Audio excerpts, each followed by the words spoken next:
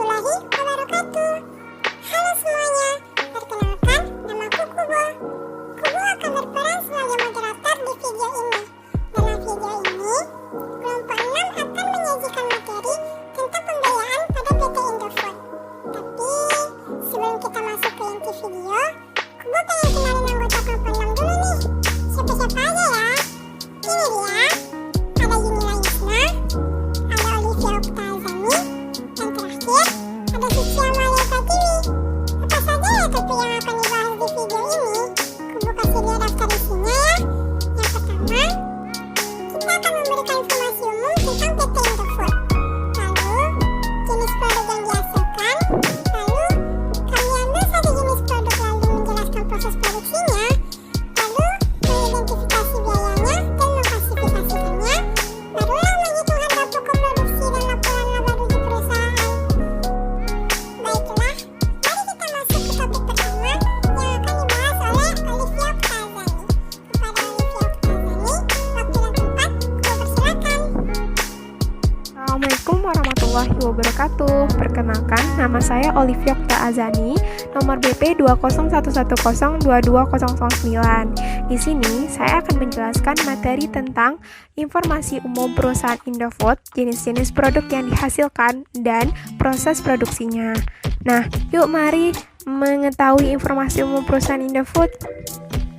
Indofood Sukses Makmur Tbk didirikan tanggal 14 Agustus 1990 dengan nama PT Pangajaya Inti Kusuma dan memulai kegiatan usaha komersialnya pada tahun 1990.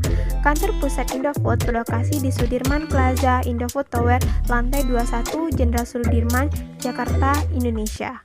Sedangkan pabrik dan perkebunan Indofood dan anak usaha berlokasi di berbagai tempat di Pulau Jawa, Sumatera, Kalimantan, Sulawesi, dan Malaysia. PT Indofood Sukses Makmur merupakan perusahaan yang berbasis di Indonesia yang utamanya bergerak dalam industri pengolahan makanan. Perusahaan ini mengklarifikasikan bisnisnya menjadi 5 segmen. Ada produk konsumen bermerek, Bogazari, agrobisnis, distribusi, serta budidaya dan pengolahan sayuran. PT Indofood Sukses Makmur Tbk adalah perusahaan yang memproduksi berbagai jenis makanan dan minuman. Awalnya, perusahaan ini berdiri pada tahun 1990 yang bernama PT Pangajaya Inti Kusuma. Kemudian diubah menjadi Indofood Sukses Makmur pada tahun 1994. Kemudian, di tahun selanjutnya, perusahaan ini mengakuisisi pabrik penggilingan gandum Bogasari. Indofood terus melakukan perluasan usaha dengan mengakuisisi 80% saham perusahaan yang bergerak di bidang perkebunan, agribisnis, dan distribusi. Di tahun 2005, perusahaan membentuk perusahaan patungan dengan Nestle, mengakuisisi perusahaan perkebunan di Kalimantan Barat, dan mengakuisisi PT Supermi Indonesia dan PT Sarimi Asli Jaya. Indofood mempunyai visi misi menjadi solusi makanan seluruh perusahaan. Agar tetap sukses, perusahaan ini memegang nilai disiplin, perusahaan menjalankan bisnis dengan integritas, memperlakukan stakeholder dengan hormat, dan bersatu untuk berjuang menjadi unggul dengan inovasi yang berkelanjutan. Produk Indofood terkenal dengan makanan yang enak dan digemari oleh seluruh masyarakat Indonesia dan dunia. Salah satu produk unggulannya adalah mie instan bernama Indomie. Perusahaan itu pada tahun 2013 menambah 2 pabrik pengolahan kelapa sawit baru. Kapasitas pabrik ini adalah 125 ton per jam. Kedua pabrik itu akan dibangun di Sumatera Selatan dan Kalimantan. Selanjutnya, kita akan membahas mengenai jenis-jenis produk yang dihasilkan. Indofood telah memiliki beberapa produk yang merek yang telah dikenal masyarakat, antara lain mie instan, Indomie, Supermi, Sarimi, Sakura, Popmi, Pop Bihun, dan mie telur cap 3 ayam. Diari, ada Indomil, cap enak, 3 sapi, Indomie cap, Kalkis Kim, Alsi Butter, dan Endo Es Krim. Makanan ringan ada Citato, Las, Kitelah, Citos, dan Citos. Penyedap makanan ada Indofood, Piring Lombok, Indofood Racek, dan Manggi.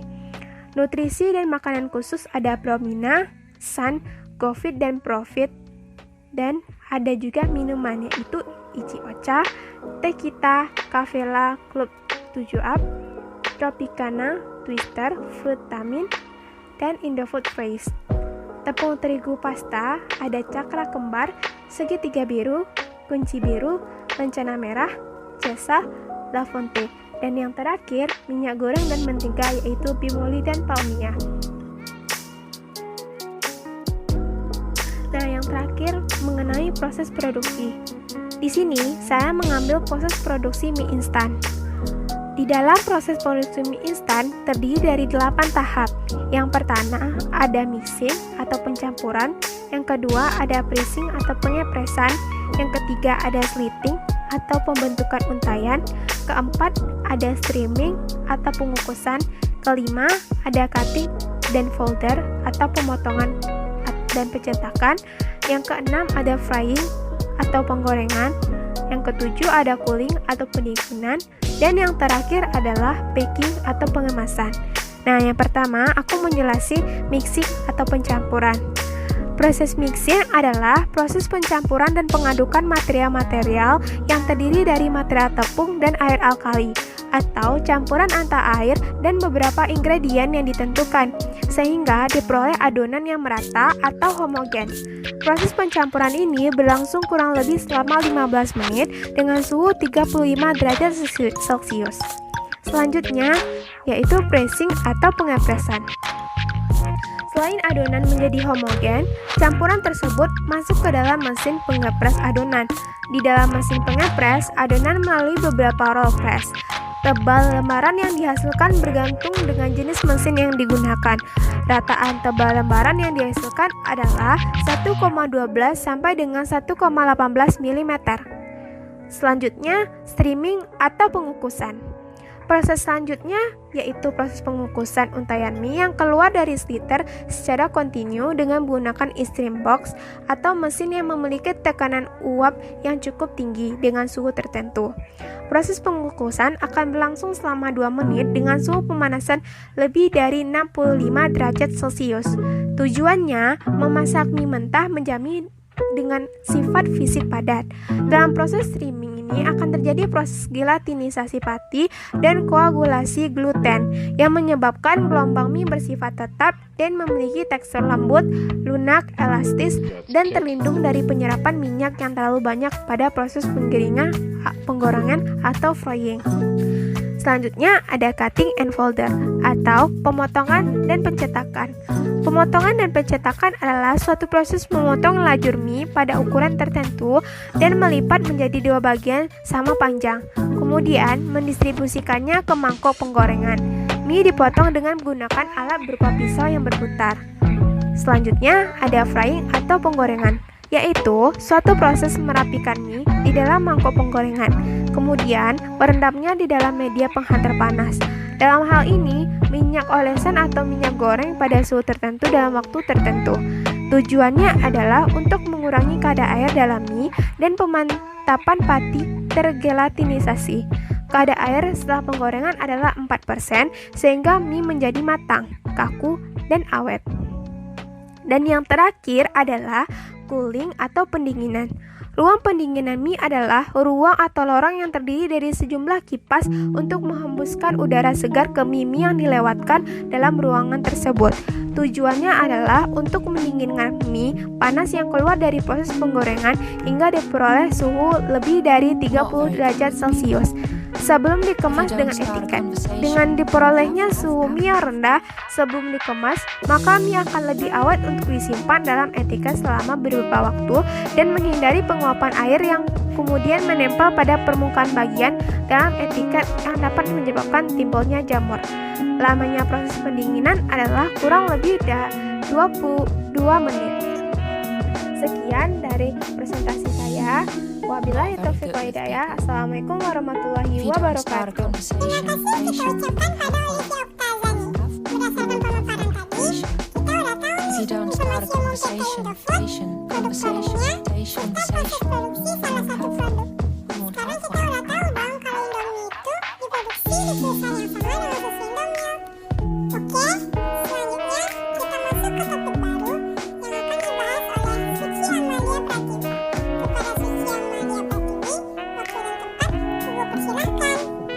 Assalamualaikum warahmatullahi wabarakatuh. Perkenalkan, saya Suci Amalia Pratiwi.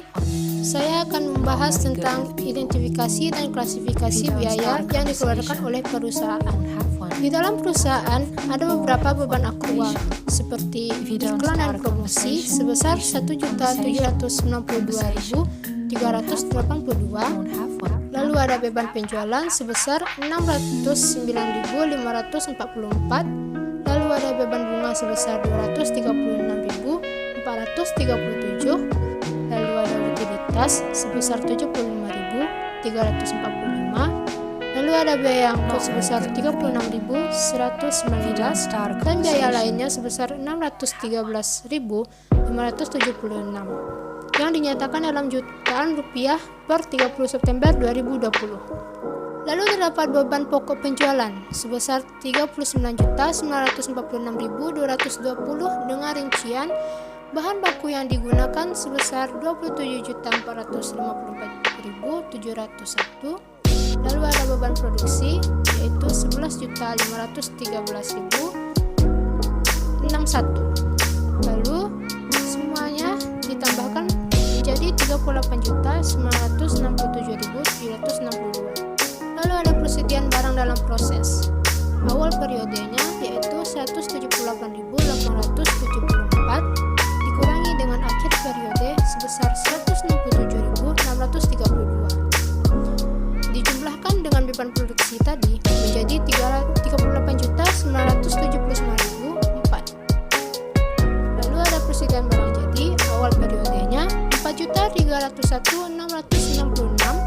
Lalu pembelian 1.280.449 dikurangi dengan persediaan barang jadi akhir periode sebesar 4.614.899. Totalnya sejumlah 39.946.220 dalam jutaan rupiah per 30 September 2020. Selanjutnya, ada beban penjualan dan distribusi totalnya 6.785.671 dengan rincian pengangkutan dan penanganan 1.952.922, iklan dan promosi 1.448.837, gaji, upah dan imbalan kerja karyawan 1.197.672, outsourcing 468.619, distribusi 450.383, barang rusak 385.615, penyusutan aset tetap 140.517, penyusutan aset hak guna 129.208, perbaikan dan pemeliharaan 84.567, perjalanan dinas dan transportasi 74.383, pajak ekspor, administrasi ekspor, pajak lainnya dan perizinan 72.369. Lalu ada sewa 39.960 dan lain-lainnya 340.619 dalam jutaan rupiah per 30 September 2020. Selanjutnya ada beban umum dan administrasi totalnya 3.861.111 dengan rincian gaji, upah dan imbalan kerja karyawan 2.251.218, tanggung jawab sosial perusahaan, sumbangan, representasi, jamuan, dan biaya direksi 596.398, utilitas, perbaikan dan pemeliharaan 190.045, penyusutan aset tetap 163.874, outsourcing 141.359, jasa tenaga ahli 88.156, pajak dan perizinan 79.733, hubungan investor dan masyarakat 75.257, perjalanan dinas dan transportasi 39.451, sewa 37.439, penyusutan aset hak guna 13.121, lain-lainnya 145.000 dalam jutaan rupiah per 30 September 2020. Selanjutnya, beban operasi lainnya totalnya 319.827 dengan rincian amortisasi aset tak berwujud 59.929,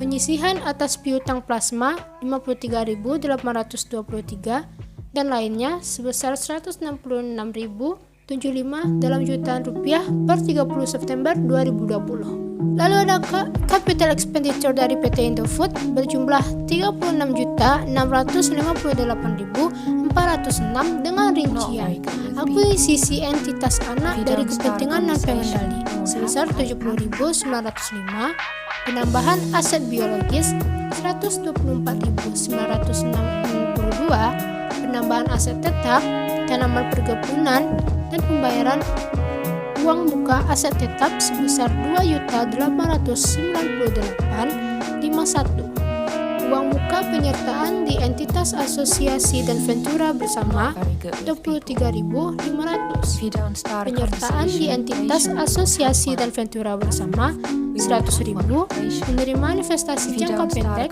680.400, akuisisi entitas anak baru setelah dikurangi kas yang diperoleh 32.796.576 dinyatakan dalam jutaan rupiah per 30 September 2020. Untuk biaya produksinya kami tidak dapat menemukan data terbaru, jadi kami pakai data tahun 2018.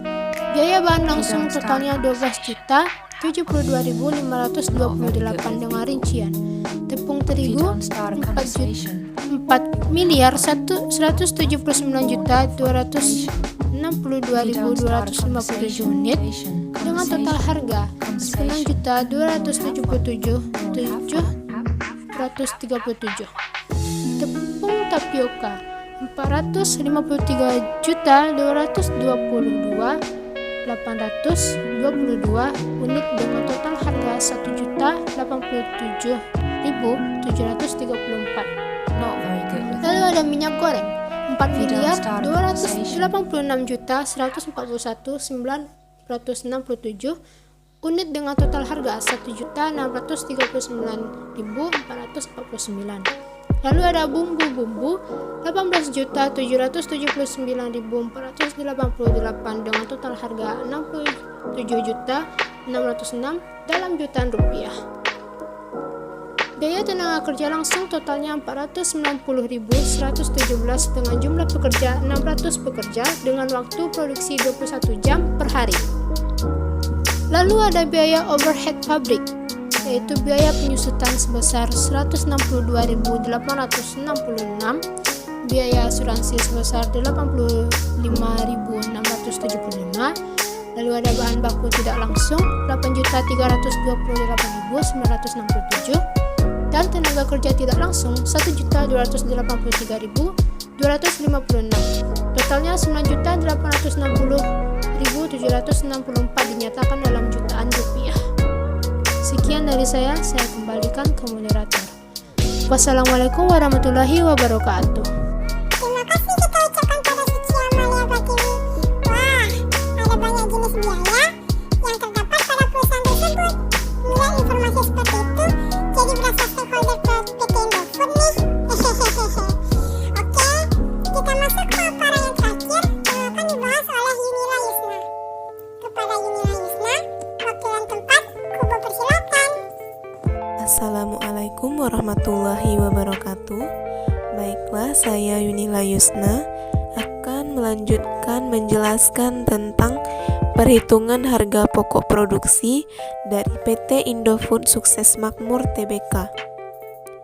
Yang pertama yaitu persediaan bahan baku langsung pada tanggal 1 Januari 2020 sebesar Rp25.641.048. Selanjutnya ada pembelian sebesar Rp28.321.789 dikurangi dengan potongan pembelian sebesar Rp3.300.000 Rp45.764. Dari hasil pengurangan tersebut didapatkan sebesar Rp25.976.025. Selanjutnya Rp25.641.048 ditambah dengan Rp24.976.025 didapatkan hasilnya berupa bahan baku langsung yang tersedia untuk dipakai sebesar Rp50.617.073.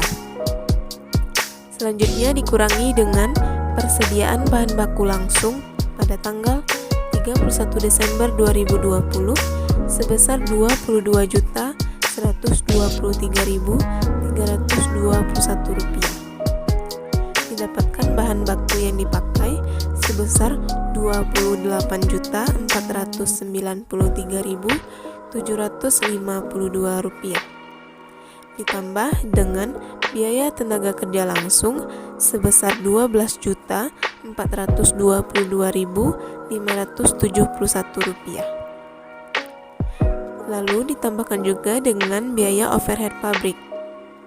Biaya overhead pabrik terdiri dari biaya penyusutan sebesar Rp3.908.172, ditambah juga dengan biaya asuransi sebesar Rp1.540.073, ditambah juga dengan biaya bahan baku tidak langsung sebesar Rp2.296.372, ditambah tenaga kerja tidak langsung sebesar Rp4.088.956,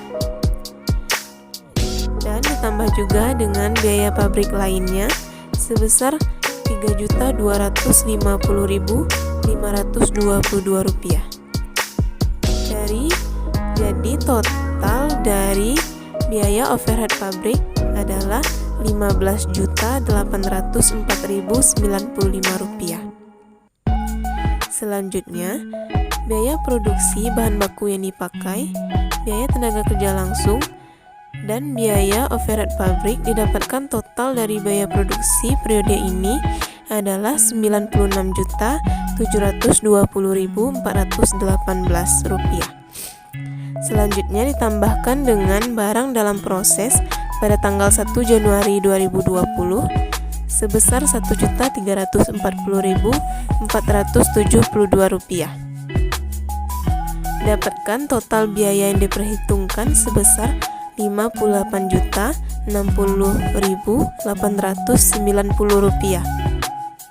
Lalu dikurangi dengan barang dalam proses pada tanggal 31 Desember 2020 sebesar Rp5.300.666.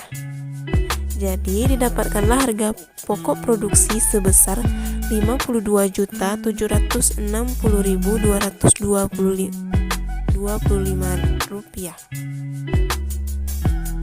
Selanjutnya, saya akan menjelaskan materi tentang laporan laba rugi perusahaan PT Indofood Sukses Makmur Tbk. Yang pertama ada penjualan sebesar Rp67.642.048. Selanjutnya ada persediaan barang jadi awal sebesar Rp10.573.119 ditambah dengan harga pokok produksi sebesar Rp50.260.225. Dapatkan hasilnya barang yang tersedia untuk dijual sebesar Rp63.333.344. Selanjutnya dikurangi dengan persediaan barang jadi akhir sebesar Rp16.422.572. Selanjutnya penjualan dikurangi dengan harga pokok penjualan atau HPP sebesar Rp46.910.772. Didapatkan laba kotor sebesar Rp20.731.276. Selanjutnya ada beban operasional yang terdiri dari beban administrasi sebesar Rp4.556.503, tambah dengan beban pemasaran sebesar Rp3.450.625. Jadi total beban operasional sebesar Rp8.007.128. Selanjutnya laba kotor dikurangi dengan total beban operasional, didapatkan laba bersih sebelum pajak sebesar Rp12.724.148. Baiklah, itu materi yang dapat saya jelaskan. Terima kasih. Wassalamualaikum warahmatullahi wabarakatuh.